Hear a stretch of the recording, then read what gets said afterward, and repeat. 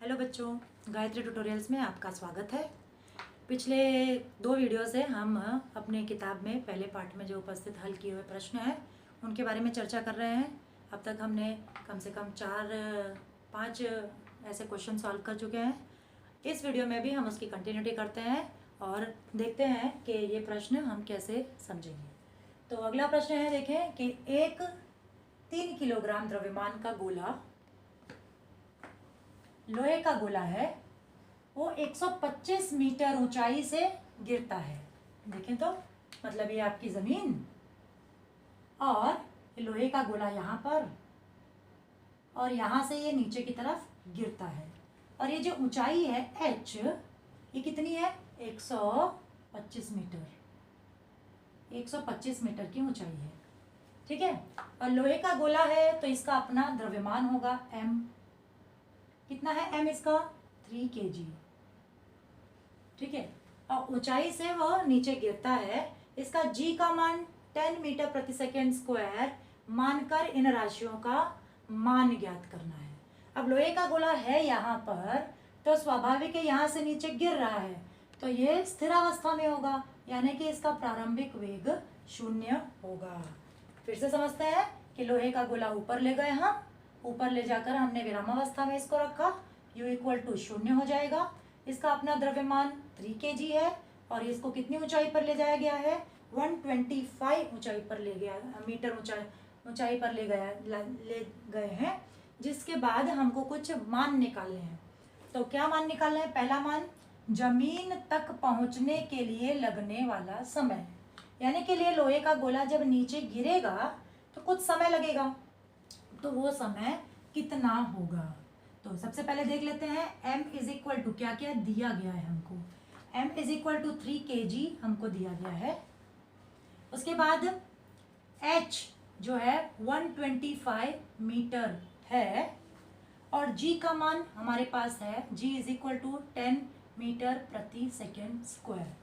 अब निकालना क्या है? निकालने के लिए सबसे पहले t निकालना है हमें। t = what? फिर जमीन तक पहुंचते समय उसका वेग, मतलब जब ये जमीन पर पहुंच रहा है तो इस पे कितना वेग है? यहाँ पे जैसे शुरुआत में तो प्रारंभिक वेग 0 है, लेकिन ये जो वेग है v कितना होगा? v निकालना है हमको। और उसके बाद आधे समय में, ये थोड़ा मुद्दा समझने लायक है कि आधे समय में उसकी ऊंचाई कितनी होगी, यानी कि t समय में यहाँ पर इसकी ऊंचाई कितनी है? 125।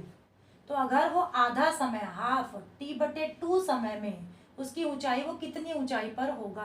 तो स्वाभाविक है थोड़ा नीचे होगा, क्योंकि समय आधा गुजर चुका है तो वो जो लोहे का गोला है वो थोड़ा सा नीचे होगा। तो हमें क्या निकालना है? t/2 में वो उसकी ऊंचाई, मतलब आधे समय में h = वॉट होगा। तो क्वेश्चन आपको समझ में आ रहा होगा। तो क्वेश्चन समझते हुए हम इसको सॉल्व करने की कोशिश करते हैं और एक बार चाहिए फिर से क्वेश्चन को थोड़ा सा समझने का प्रयास करते हैं। प्रश्न क्या कह रहा है? 3 किलोग्राम द्रव्यमान का लोहे का गोला, लोहे का गोले का द्रव्यमान 3 kg है। इसको 125 ऊंचाई से ऊपर पकड़ा गया है और इसको फिर यहाँ से छोड़ दिया गया है, ये नीचे आता है। अब ये पृथ्वी पर है तो g का मान 10 मीटर प्रति सेकेंड स्क्वायर मान लिया गया है। ज्ञात क्या क्या करना है हमको? जमीन तक पहुंचने के लिए लगने वाला समय। तो ऊपर ले गए हैं, जब इसको छोड़ेंगे तो स्वाभाविक है नीचे आएगा तो कुछ समय लेगा, तो वो समय हमको ज्ञात करना है जिसे हम t अक्षर से दर्शा रहे हैं। अब जमीन तक पहुंचते समय उसका वेग, शुरुआत में तो उसका वेग 0 है, लेकिन जब उसको छोड़ेंगे तो किसी न किसी वेग से वो नीचे आएगा, तो वो वेग हमको यहाँ पर ज्ञात करना है। और उसके बाद ज्ञात करना है t/2, यानी कि आधे समय में, ये पूरा समय है, आधे समय में यहाँ तक पहुंचा, आधे समय में ये ऊंचाई कितनी होगी, ये हमें यहाँ पर ज्ञात करना है। ठीक है, तो उम्मीद है प्रश्न समझ में आ रहा होगा आप लोगों को। सॉल्यूशन शुरू करते हैं हम। सॉल्यूशन शुरू करने के लिए हम न्यूटन के गति संबंधी नियमों में जो वो 3 समीकरण थे उन समीकरणों का उपयोग करेंगे। तो न्यूटन के गति संबंधी समीकरण से, पहला समीकरण आपने देखा ही होगा, S = you t plus half a t square, you t plus half a t square. इस समीकरण से 9th स्टैंडर्ड में हम पूरी तरह से वाकिफ है। एस यानी यहाँ पर क्या है, एस यहाँ पे यहाँ एच, क्योंकि अगर हम इस तरीके से दूरी दे तो इसे हम विस्थापन एस से दर्शाते हैं, लेकिन जब हम ऊपर से नीचे बात करते हैं तो ये एस जो है ही वही एच होता है। तो एस की जगह पे हम क्या लिख सकते हैं यहाँ पर 125। यू हमारा कितना है, 0 है, 0 गुणे टी प्लस हाफ ए निकालना है हमें, और टी ए कितना है हमारे पास, ए यानी कि जी ना, हमारा ए ही जी है क्योंकि ये ऊपर से नीचे गिर रहा है, तो ए ही हमारा क्या होगा, जी होगा। तो जी का मान कितना है यहाँ पर 10 इंटू टी स्क्वायर तो हमको निकालना है यहाँ पर टी का मान, ठीक है। तो यहाँ पर 2 एक कम 2 5 हो जाएगा, तो 125 is equal to 0 plus 5t square, तो 5t square is equal to 125, तो t square is equal to 125 बटे 5, और 5 एक कम और ये हो जाएगा 25, तो t स्क्वायर जो है वो कितना मिलेगा आपको, 25 मिलेगा। तो t का मान कितना हो जाएगा, वर्गमूल यानी कि 5 क्या, सेकेंड। इसकी इकाइयों को लिखना हमें बिल्कुल नहीं भूलना है, इकाइयों को साथ में लिखते चलना है। तो पहली चीज हमको क्या, कि जमीन तक पहुंचने में ये जो गोला जब ऊपर से नीचे पहुंचेगा तो कितना समय लगने वाला है, 5 सेकंड लगने वाला है। तो 5 सेकंड में ये ऊपर से नीचे पहुंच जाएगा। अगला मुद्दा क्या है हमारा, v निकालना है। तो फिर से एक बार वही न्यूटन के गति संबंधी एक और समीकरण ले लेते हैं हम। फिर से न्यूटन के गति संबंधी समीकरण से कौन सा समीकरण यहां पर हम यूज करने वाले हैं, v is equal to u plus a t, ठीक है। तो v हमको पता करना है, u हमारे पास है कितना है, 0 है, a मतलब ही g, तो यहाँ पर 10 मल्टीप्लाइड बाय कितना 5, तो v इज इक्वल टू कितना हो जाएगा 10 × 50 मीटर प्रति सेकेंड। तो 50 मीटर प्रति सेकेंड के वेग से, 50 मीटर प्रति सेकेंड के वेग से ये लोहा जो है, लोहे का गोला नीचे की तरफ गिरेगा। चलो आगे बढ़ते हैं, अगला मुद्दा देखते हैं। अब देखें हम इस प्रश्न का तीसरा मुद्दा, तीसरा पॉइंट क्या है, क्या हमें निकालना है। तो हमारा तीसरा पॉइंट है कि आधे समय में उसकी ऊंचाई कितनी होगी। ये निकालने से पहले हम देख लें कि t समय था, है ना, t समय हमने अभी थोड़ी देर पहले निकाला था 5 सेकेंड, वेग निकाला हमने 50 मीटर प्रति सेकेंड। तो जब t समय है तो आधा समय कितना होगा, कुल समय का आधा, t, तो आधा समय होगा t/2, यानी कि कितना हो जाएगा 5/2, यानी कितना 2.5 सेकेंड्स। तो 2.5 सेकेंड में इसकी ऊंचाई कितनी होगी। तो फिर से 2.5, आधा समय बीत चुका है, गोला यहाँ कहीं तो पहुँच चुका है। अब जब गोला यहाँ पहुँच चुका है तो ये h कितना होगा, ये हमें ज्ञात करना है। ये पूरा h था जो कि गोला यहाँ पर था, अब गोला यहाँ पहुँच चुका है t/2 समय के लिए, तो h कितना होगा ये हमें निकालना है। और h के लिए फिर से हमारा वही वाला formula, s is equal to u t plus half a t square, ठीक है। h ही s है, तो s is equal to u फिर से 0 गुणे t प्लस हाफ गुणे 10 है, यहाँ पर जो g का मान जो है वो वही a का मान गुणे t अब क्या है हमारा, t अब हमारा 5 नहीं है, आधा समय है, इसलिए 2.5 का वर्ग, ठीक है। 2 1 जा 2 5 जा 2 5 10, तो s इज इक्वल टू 5 गुणे 2.5 का वर्ग, ये 0, ये 5 गुणे 2.5 का वर्ग। तो यहाँ पर 5 गुणे 25 का गुणा ये हो जाएगा 625, 625। और फिर ये s इज इक्वल टू, फिर से 5 पचे 25 के 5, 2 हासिल, 5 दूनी 10, 2 12, 2 1 हासिल, 5 छंग 30 और 1 31, 31 2 अंक के पीछे दशमलव। तो ये हो जाएगा क्या आपका मीटर। ये s क्या है, h है। कौन सा h है, आधे समय में गोला यहाँ से यहाँ तक आया वो वाला h है। तो ये ऊंचाई कितनी होगी ना, ये ऊंचाई को ज्ञात करने के लिए क्या करना पड़ेगा, टोटल ऊंचाई में से आधा समय बीता तो इतनी ऊंचाई पूरी हुई, अब इतनी ऊंचाई कितनी है।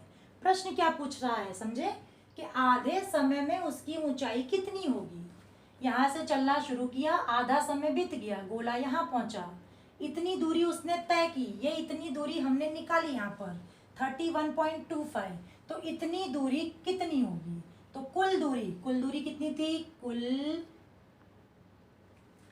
कुल ऊंचाई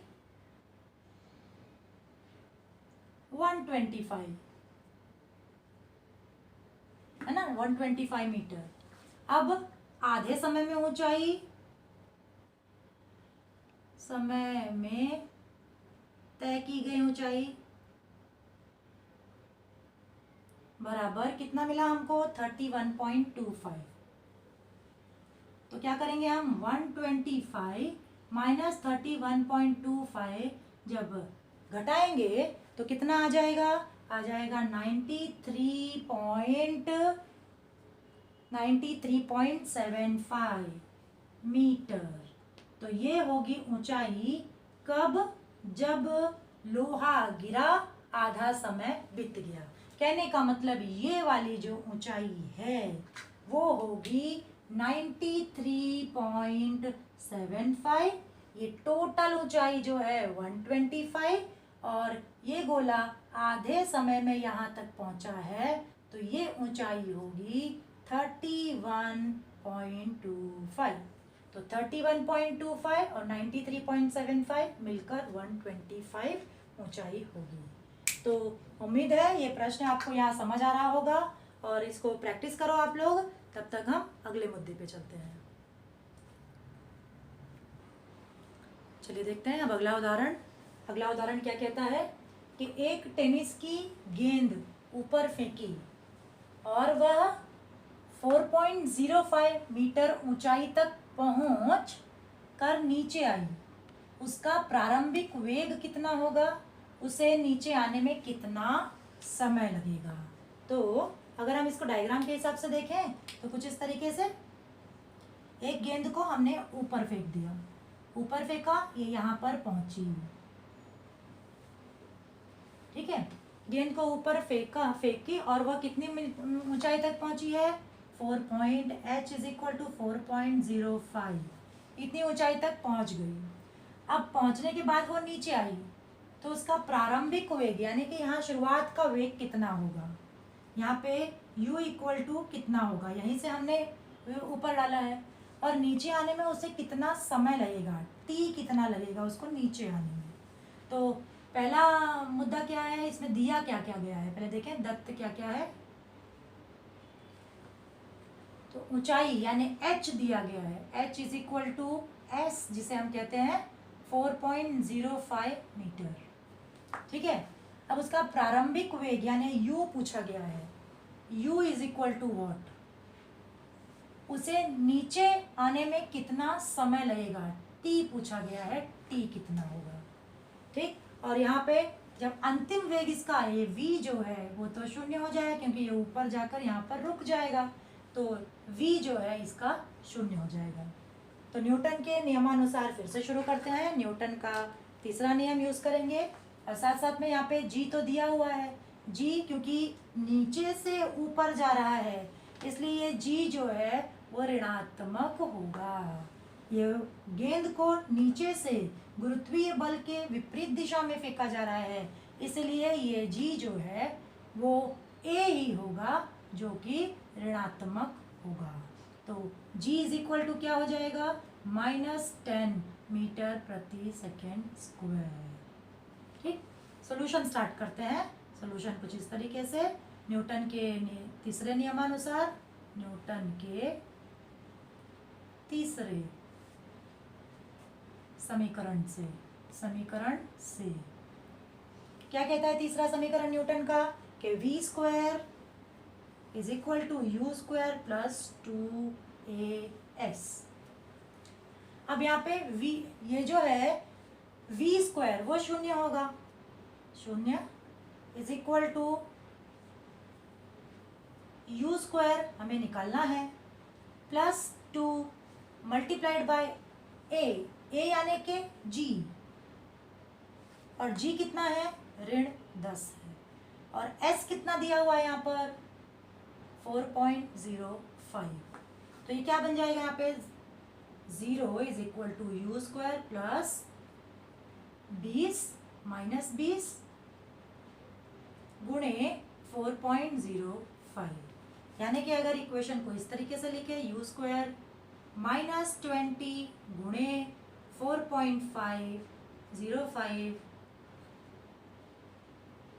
इज इक्वल टू क्या हो जाएगा, 0। अब इन दोनों को गुणा करने पे कितना मिलेगा हमको, यू स्क्वायर -81। जब इसको हम गुणा करते हैं तो 81 मिलेगा, इन दोनों को गुणा करने पर बराबर 0। U square is equal to 81, यहाँ पर चला गया, धनात्मक हो गया। u इज इक्वल टू 81 का वर्गमूल 9 मीटर प्रति सेकेंड, यानी कि ये जब गेंद यहाँ से 9 मीटर प्रति सेकेंड से फेंकी जाएगी तो ये कितनी ऊंचाई तक पहुंचेगी, 4.05 ऊंचाई तक पहुंचेगी। अब अगला केस क्या है, अगला केस है कि गेंद ऊपर से नीचे आएगी, गेंद ऊपर से नीचे आएगी, यानी कि ऊपर से नीचे। डायग्राम क्या बनेगा, डायग्राम बनेगा यहाँ से गेंद नीचे गिर रही है जमीन पर, गेंद नीचे गिर रही है जमीन पर। अब यहाँ पर इसका ऊपर से नीचे मतलब यहाँ पर प्रारंभिक वेग अब 0 हो गया है ना। अब ऊंचाई इतनी है, प्रारंभिक वेग 0 हो गया। हमें क्या निकालना है, अब हमने u निकाल लिया, t निकालना है। t क्या होगा, उसे नीचे आने में कितना समय लगेगा। तो ये वाला t क्या है, गेंद नीचे की तरफ आ रही है तो नीचे आने में कितना समय लगेगा। उसके लिए फिर से हम इक्वेशन यूज करेंगे, न्यूटन वाला ही s वाला इक्वेशन यूज करेंगे। s is equal to u t plus half a t square. ठीक है, s का मान है हमारे पास 4.05। यहाँ पे u क्या होगा, 0 हो जाएगा। यहाँ पर u क्या होगा, 0 हो जाएगा, और 0 गुणे t प्लस हाफ। ये देखिए यहाँ पर ये a जो है वो g है, और इस बार g ऋणात्मक नहीं होगा। क्यों नहीं होगा, क्योंकि ये ऊपर से नीचे गुरुत्वीय बल की दिशा में ही गिर रहा है। ये वाली कंडीशन में हमने g को ऋणात्मक क्यों लिया था, क्योंकि हम गुरुत्वाकर्षण बल की विपरीत दिशा में गेंद को डाल रहे थे। अब यहाँ पर ये गेंद पृथ्वी के आकर्षण बल की दिशा में ही गिर रहा है, g की दिशा में ही गिर रहा है, इसलिए ये a जो g में परिवर्तित होगा वो ऋणात्मक नहीं होगा। t स्क्वायर, 2 एक कम 2, 2 पंचे 10, तो 4.05 बराबर, ये तो पूरा 0 हो जाएगा, 5t स्क्वायर।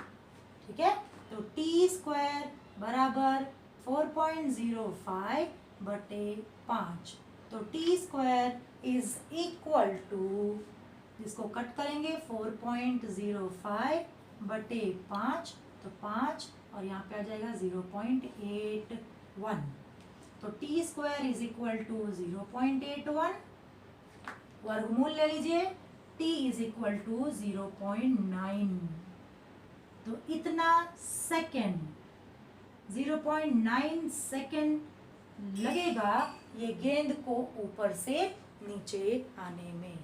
तो जितना समय ऊपर से नीचे आने में लगेगा उतना ही समय नीचे से ऊपर जाने में लगेगा। तो अगला प्रश्न क्या पूछ रहा है, देखो, उसे नीचे आने में कितना समय लगेगा। यहाँ से यहाँ तक जाने में भी समान समय 0.9 और यहाँ से यहाँ तक जाने में भी समान समय 0.9। तो जब हम गेंद को लगने वाला कुल समय कितना हो जाएगा, गेंद को लगने वाला